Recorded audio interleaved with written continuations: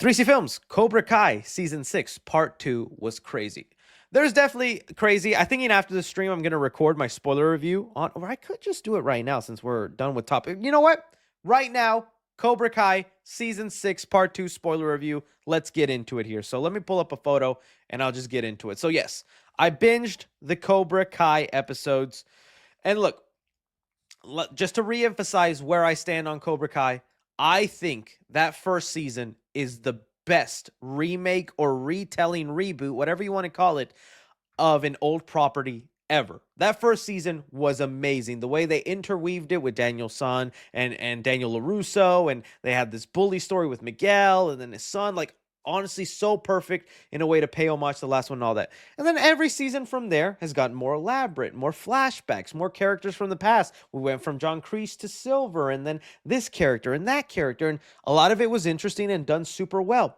Towards the last couple seasons, things have gotten little exaggerated, little crazy. What used to be a show about a guy teaching another guy how to not get bullied at school and fight his bullies has now become a high stakes world champion tournament in another country. And some things get so exaggerated. So while I'm still liking these, the Cobra Kai has its moments where it makes me cringe, where it makes me go, this feels like Disney Channel. And I know that, like, some people hate when you bring up that stuff. He's like, hey, no, it's not. You're lying. Because some people grow so attached to this brand. But a couple of things before I get into the positives, right? Okay, one thing. They do the nostalgia thing again by bringing back another character from the old Karate Kid movies. And I had my jaw to the ground uh, when they brought back this random person to be part of Cobra Kai season 6. I'm trying to see if I can even, this is how hard it's going to be, because you can't even find a photo or image, because it's the last person you would suspect to be part of this movie. So there is a fight early on in let me see here. I just got to find the exact moment. Fight.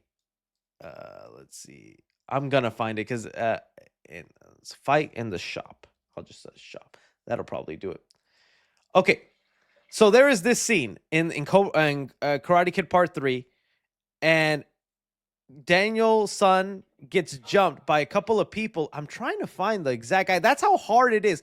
Anyways, there is a random goon from this movie that Daniel fought all those years ago. I bet you he's never even thought of this guy, never even wondered about him. Okay, there we go. Here's the three goons. Not him. I'm trying to find the right one without getting copy striked. This guy, the guy he just said, "Where are you going?"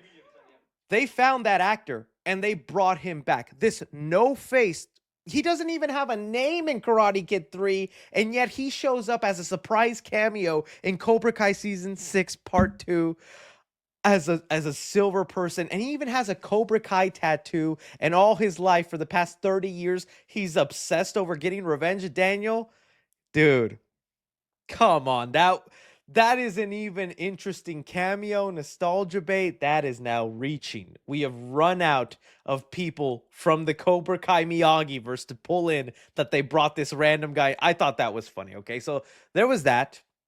Then they did something that I'm mixed on for a couple of reasons. They brought back, they did a deep fake. Let me see. Let's see. Cobra Kai CGI, I guess, is what I'm gonna put, and it'll probably pop up. In Cobra Kai, they brought back Mr. Miyagi through CGI.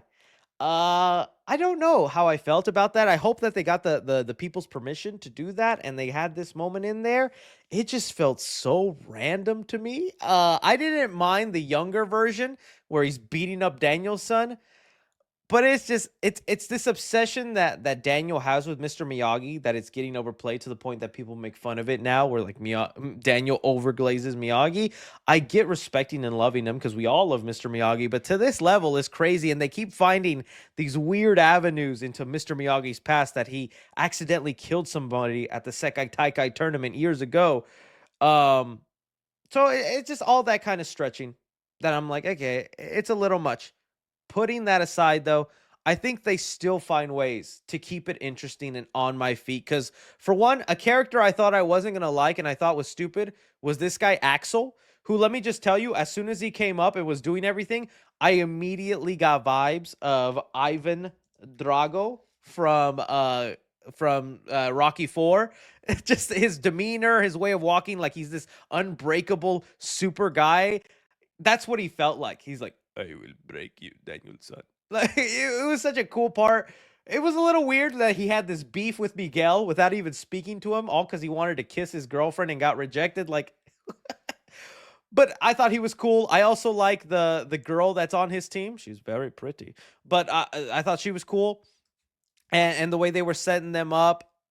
The thing that surprised me the most about this season that I loved is the whole epic battle where everybody starts fighting towards the end of the season. I'm trying to see if there's like an exact thing I can find, but there's a part where they just let loose and everybody starts fighting everybody, and it was honestly a clever way to get some fights and see people people like matching up against each other without having to properly be in the tournament, because then they could play dirty. Then you also have teachers against teachers and whatnot. So I thought that was cool. I thought that was awesome, the way that they did that battle where everyone was just fighting out of nowhere. And then things got crazy to where, let me see, one of the characters that they've been building up as this big bad guy ends up dying on a knife. So Carice has had this knife this whole season, talking about sentimental value, and he was just going to use it to stab Silver and get revenge.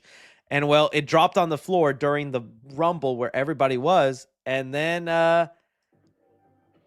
one of the Cobra Kai villains ends up dying, and I was kind of surprised. I was like, dang, when have we ever had a death in Cobra Kai like that and there's blood on the floor? And it's so funny because people's like, bro really died for a karate tournament. Like when you go back and put everything in a perspective and how they treat this tournament like it's the end of the world or nothing will ever be the same without it, you go, this is just a random karate tournament. The guy just lost his life. you know, hey, Dimitri's still going to MIT, so there's that.